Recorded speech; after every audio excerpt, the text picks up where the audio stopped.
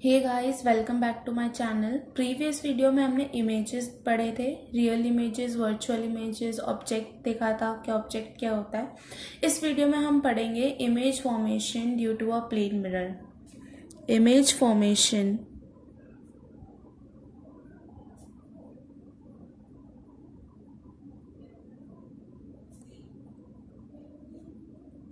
Due to a plane mirror. Plane mirror के through images कैसे form होती हैं, आज हम वो इसमें पढ़ेंगे। ठीक है, तो इसमें दो केसेस हैं। पहला, पॉइंट ऑब्जेक्ट हो तो उस कंडीशन में इमेज कैसे बनेगी। ठीक है, और जो सेकंड है वो है कि अगर फाइनाइट ऑब्जेक्ट हो तो उस कंडीशन में हमारी इमेज कैसे बनेगी, इमेज कैसे फॉर्म होगी। ठीक है, तो पहला हम जो स्टार्ट कर रहे हैं वो केस 1 है। केस 1 में हम ये कर लेते हैं कि हमारे पास कोई भी पॉइंट ऑब्जेक्ट है। ठीक है, तो केस 1 हमने लिया है पॉइंट ऑब्जेक्ट्स के लिए। सो कंसीडर कर लेते हैं यहाँ पर कि हमने मान लो एक मिरर ले लिया। मिरर यहाँ पे हमने ये मिरर ले लिया है M, और कोई भी एक पॉइंट ऑब्जेक्ट हमने यहाँ पर कंसीडर कर लिया। जैसे मान लो ये एक पॉइंट ऑब्जेक्ट है O। ये पॉइंट ऑब्जेक्ट हमने मिरर के जस्ट सामने रख दिया है। ठीक है, सो अगर यहाँ O ऑब्जेक्ट है और यहाँ से लाइट रेज फॉल हो रही है, यहाँ पर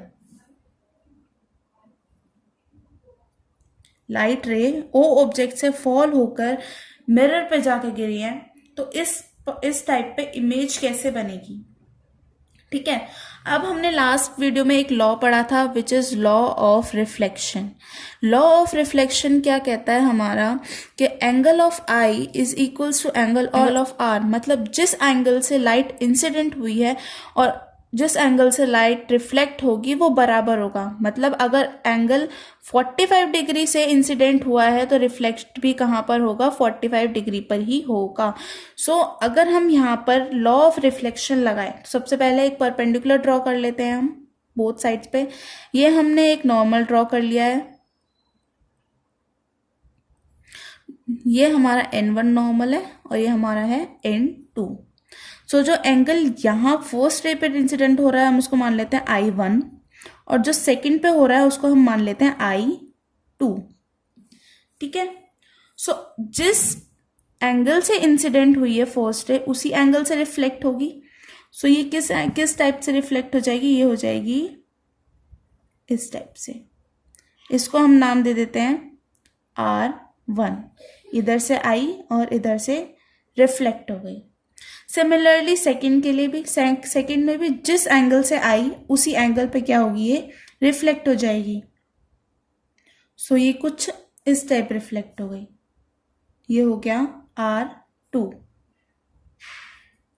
ठीक, अब यहां पर हमें कहीं पे भी इमेज जो है या फिर रेज जो है वो आपस में कट करती हुई या मीट करती हुई नहीं दिख रही है। सो इसकी इमेज कैसे बनेगी, ये हमें कैसे पता चलेगा। हम क्या करते हैं, जो ये दो रेज हैं फर्स्ट रे और सेकंड रे, हम इनको एक्सटेंड कर देते हैं और देखते हैं कि क्या ये मीट कर रही है या नहीं कर रही। अगर कर रही है तो वही पॉइंट हमारा क्या होगा, इमेज देगा। सो हमने यहाँ पर इसको एक्सटेंड कर दिया।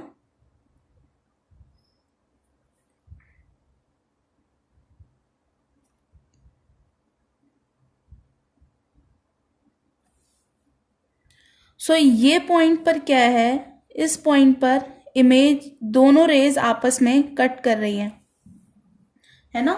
सो इस पॉइंट को हम कह लेते हैं इमेज। तो इमेज हमें जो भी इस ऑब्जेक्ट की दिखेगी वो इस पार्ट पर दिखेगी। ठीक है, सो जो भी लाइट रेज यहां से आई, यहां पर रिफ्लेक्ट हुई, यहां से आई, यहां से रिफ्लेक्ट हुई, उनका जो इमेज है, इस ऑब्जेक्ट की जो इमेज है, ये ऑब्जेक्ट है, इसकी जो इमेज है वो एग्जैक्टली कहाँ मिलेगी, हमें आई पॉइंट पर मिलेगी। ठीक है, ये तो था पॉइंट ऑब्जेक्ट्स के लिए। सेकंड है हमारा फाइनाइट ऑब्जेक्ट्स के लिए। तो केस 2 हम ले लेते हैं यहाँ पर फाइनाइट ऑब्जेक्ट्स के लिए। इसमें हम क्या कंसीडर कर लेते हैं कि जैसे ऊपर हमने देखा था, ऊपर जो था वो इमेज जो थी वो बहुत ही पॉइंट प्रिसाइज साइज की थी। हर बार ऐसा नहीं होता कि हमें पॉइंट साइज का ही ऑब्जेक्ट मिले। जो एक्चुअल ऑब्जेक्ट्स होते हैं वो काफ़ी बड़े होते हैं। सो हम यहाँ पे कंसीडर कर लेते हैं कि हमारे पास कोई भी एक बड़ा ऑब्जेक्ट है और मिरर, उससे हम मिरर रिफ्लेक्शन देख रहे हैं। सो हम यहाँ पे कंसीडर कर लेते हैं कि ये एक मिरर है,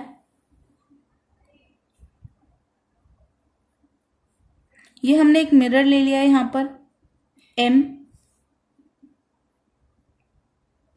और एक फाइनाइट ऑब्जेक्ट हम यहाँ पे कंसीडर कर लेते हैं। मान लो कि ये एक ऑब्जेक्ट है जो कि मिरर के सामने रखा हुआ है। इसको मान लेते हैं ऊपर वाले पॉइंट को A और इस वाले पॉइंट को मान लेते हैं हम B। ठीक है। सो अब इसमें इमेज फॉर्मेशन कैसे होगी? अब हमें पता है कि अगर अगर कोई एक पॉइंट सोर्स होता है, अगर कोई एक पॉइंट सोर्स होता है तो वो सभी डायरेक्शन में जो है वो रेज फॉल करता है, लाइट उसकी सभी डायरेक्शन में जाती है। सो अगर एक बड़ा ऑब्जेक्ट होगा भी सभी डायरेक्शंस में लाइट को एमिट करेगा। सो हम मान लेते हैं कि जो ए पॉइंट है, ए पॉइंट से जो है वो लाइट एमिट हो रही है कुछ इस टाइप।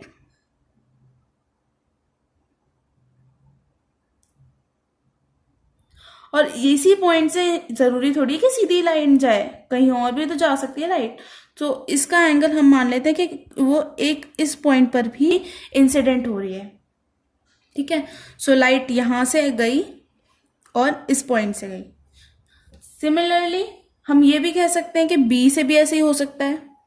सो बी पर भी हमने, बी से भी एक सीधी लाइट रह गई और एक एंगल बनाती हुई भी गई। अब क्वेश्चन क्या होता है कि इसकी इमेज कैसे बनेगी? ए भी जो ऑब्जेक्ट है हमारा, ए भी हमने ऑब्जेक्ट माना है, इसकी इमेज कैसे बनेगी, है ना? सो इधर भी हम क्या फॉलो करेंगे? इधर भी हम फॉलो करेंगे लॉ ऑफ रिफ्लेक्शन। मतलब angle I is equals to angle R। सबसे पहले नॉर्मल ड्रॉ करो। इस पॉइंट पर भी नॉर्मल यही होगा, इस पॉइंट पर नॉर्मल ये रहा, इस पॉइंट पर नॉर्मल ये रहा और इस पॉइंट पर नॉर्मल ये रहा। इनको नाम दे देते हैं हम, सपोज के ये P, Q, R और S। ठीक है। हमने जब लॉ ऑफ रिफ्लेक्शन पढ़ा था तो हमने उसमें केस थर्ड पढ़ा था। केस थर्ड हमारा क्या था कि अगर कोई भी लाइट रे इंसिडेंट हो रही है 0 डिग्री से, कोई भी लाइट रे अगर इंसिडेंट हो रही है 0 डिग्री से, तो एंगल ऑफ रिफ्लेक्शन क्या होगा? एंगल ऑफ रिफ्लेक्शन भी 0 डिग्री ही होगा। अगर एंगल ऑफ इंसिडेंट 0 है और एंगल ऑफ रिफ्लेक्शन 0 है तो लाइट क्या करेगी? Retraces its path originally. वो जिस पाथ से आई है उसी पाथ पे क्या हो जाएगी? रिफ्लेक्ट हो जाएगी। सिमिलरली ए पॉइंट से अगर लाइट रे परपेंडिकुलर पी पे एकदम 0 डिग्री पे जा रही है तो वो क्या करेगी? अपना ओरिजिनल पाथ रिट्रेस करके वापस ए पर ही चली जाएगी। सिमिलरली बी आर के केस में भी होगा। बी से जब आर पॉइंट पर रे जो है इंसिडेंट हुई है तो ये एंगल क्या बना रहा है? 0 डिग्री बना रहा है। तो अगर आर से दोबारा बी पे क्या करेगी? अपनी ओरिजिनल पाथ को रिट्रेस करती हुई रिफ्लेक्ट होकर चली जाएगी। लेकिन ए और क्यू के केस में नहीं होगा। पॉइंट क्यू पर क्या है? एंगल जो बनाया है वो आई बनाया है, I1। सो ये क्या करेगा? R1 एंगल बनाते हुए रिफ्लेक्ट कर जाएगी। सो इसने बनाया R1 और सिमिलरली इस अगर ये एंगल I2 था तो ये रिफ्लेक्ट होके क्या बना देगा? हमारा R2। ठीक है। सो इसकी इमेज कैसे बनेगी अब ये देखते हैं। सो हमने क्या करा था? मतलब पहले वाले केस में हमने क्या किया था? जो भी लाइट रेज रिफ्लेक्ट हुई थी उनका क्या करा था? हमने पीछे की साइड उन्हें एक्सटेंड कर दिया था मिरर के बिहाइंड। सो हम क्या करेंगे? जितनी भी लाइट रेज है उन्हें एक्सटेंड कर देंगे मिरर के पीछे। सो हमने इसको ऐसे कर दिया।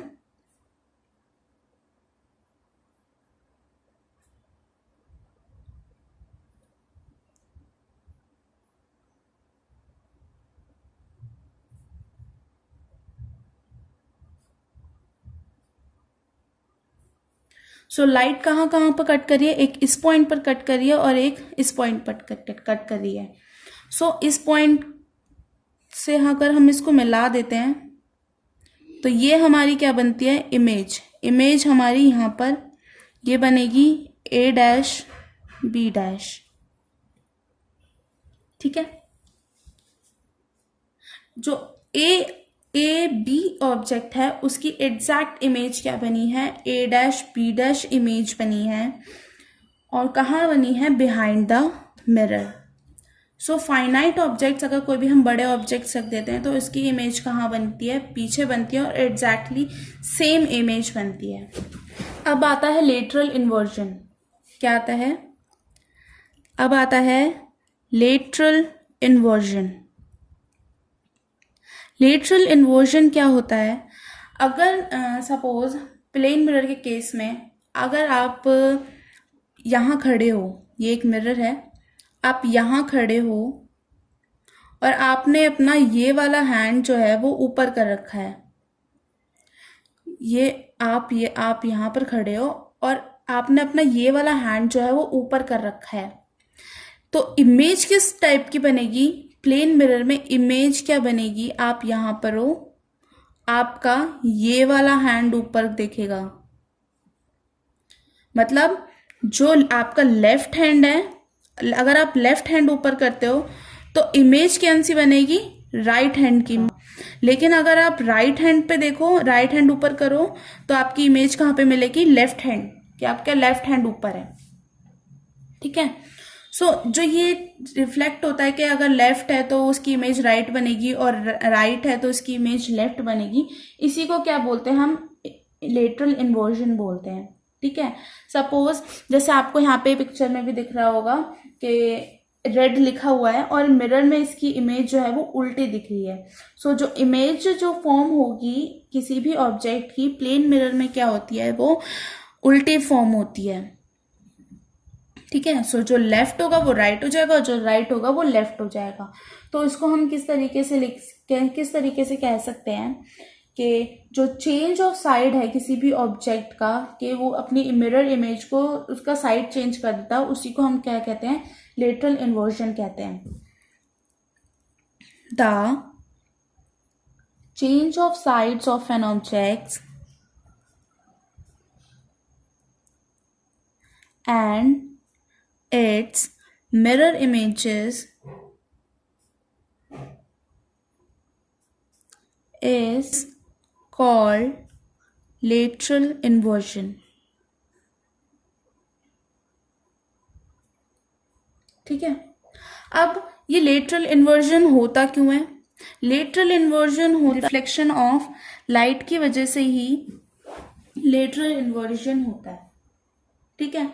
लेटरल इन्वर्जन में क्या है, हमें इमेज कैसे दिखती है, हमें इमेज सीधी दिखती है, पर जो लेफ्ट होता है वो राइट हो जाता है और जो राइट होता है वो लेफ्ट हो जाता है, मतलब जो हमारी साइड्स हैं वो इंटरचेंज हो जाती हैं आपस में, ठीक है। तो अब इसके बाद है कैरेक्टरिस्टिक्स।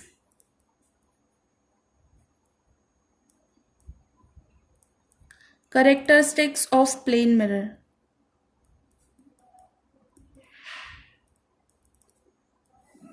ठीक है। सो पहला कैरेक्टरिस्टिक क्या है, सो इमेज क्या बन रही है, यहाँ पर इमेज बन रही है वर्चुअल इमेज इधर फॉर्म हो रही है।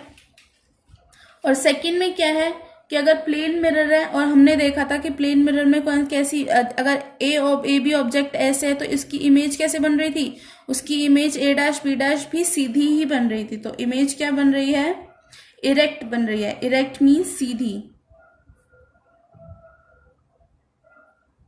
ठीक है।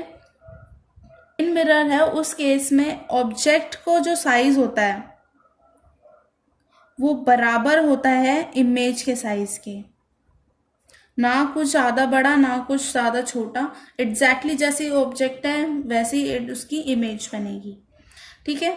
फोर्थ में क्या है, फोर्थ ये है कि जिस डिस्टेंस पे ऑब्जेक्ट रखा हुआ है, सपोज अगर ये डिस्टेंस ए है और ये डिस्टेंस मान लो बी है, मान लो कि ए डिस्टेंस पे ऑब्जेक्ट रखा हुआ है और बी डिस्टेंस पे इमेज बन रही है उसकी, सो जो ए डिस्टेंस है ऑब्जेक्ट का और जो बी डिस्टेंस है इमेज का, वो दोनों आपस में बराबर होंगे। सो डिस्टेंस ऑफ ए बराबर होगा डिस्टेंस ऑफ बी के। मतलब अगर ये ए है तो ये भी ए ही है, ए ही डिस्टेंस का है ये भी। तो जो ऑब्जेक्ट का जो मतलब जो डिस्टेंस ऑफ ऑब्जेक्ट होगा मिरर से, वो बराबर होगा डिस्टेंस ऑफ इमेज के। ठीक है। और जो प्लेन मिरर्स में जो इमेजेस बनती हैं, इमेजेस कैसी बनती है, लेटरली इन्वर्टेड इमेजेस बनती हैं। लेटरली इन्वर्टेड इमेज फॉर्म होती है, मतलब साइड वे रिवर्स्ड बोल सकते हैं।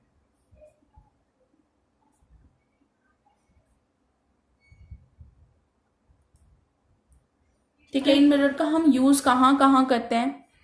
प्लेन मिरर का हम यूज काफी जगह पर करते हैं और काफी बहुत इंपॉर्टेंट भी है plane mirror. So uses of plane mirror, first है हम अपने जो घर में अपने आप को देखने के लिए, जो हमारे ड्रेसिंग टेबल्स होते हैं, बाथरूम्स होते हैं, उनमें जो भी मिरर्स यूज होते हैं वो प्लेन मिरर्स होते हैं। तो plane mirrors used to see ourselves. Second है जो भी मतलब वॉल्स पे, ज्वेलरी वगैरह के वॉल्स पे बार्बर्स होते हैं, उनकी जो शॉप्स पे बहुत सारे मिरर्स लगे होते हैं, वो भी प्लेन मिरर्स ही होते हैं। So plane mirrors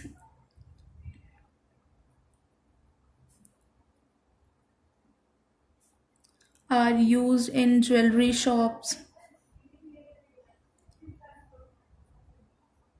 barbers. ठीक है। थर्ड क्या है कि जैसे बहुत ज़्यादा बिजी रोड्स होते हैं जहाँ पे बहुत सारे एक्सीडेंट्स वगैरह होते हैं, तो वहाँ पर भी प्लेन मिरर का यूज़ होता है कि ब्लाइंड टर्न्स पर, जहाँ पे दिखता ही नहीं है, ब्लाइंड टर्न्स पर हम प्लेन मिरर्स का यूज़ करते हैं। और फोर्थ है पेरिस्कोप्स बनाने के लिए भी प्लेन मिरर्स का यूज़ करते हैं। ठीक है। ये था आज हमारा image formation due to a plane mirror. ठीक है। क्वेश्चन देख लेते हैं। A person is observing his image in a plane mirror. एक पर्सन जो है वो अपनी इमेज देख रहा है प्लेन मिरर में। The distance between the mirror and his image is 4 metre. मतलब अगर एक ऑब्जेक्ट है, वो एक पर्सन है, वो क्या है, मिरर के सामने खड़ा हुआ है और मिरर से उसकी जो दूरी है वो क्या है, 4 मीटर है। मैं पिक्चर ही बना देती हूँ। मतलब जैसे मान लो ये क्या है, ये मिरर है, पर्सन है ए बी, ये 4 मीटर दूर खड़ा है मिरर से। ठीक है। If he moves 1 metre towards the mirror then the distance between the person and his image will be. मतलब अगर ये ए बी जो ऑब्जेक्ट है वो 1 मीटर आगे आ जाता है मिरर के, तो तब इसकी इमेज क्या बनेगी?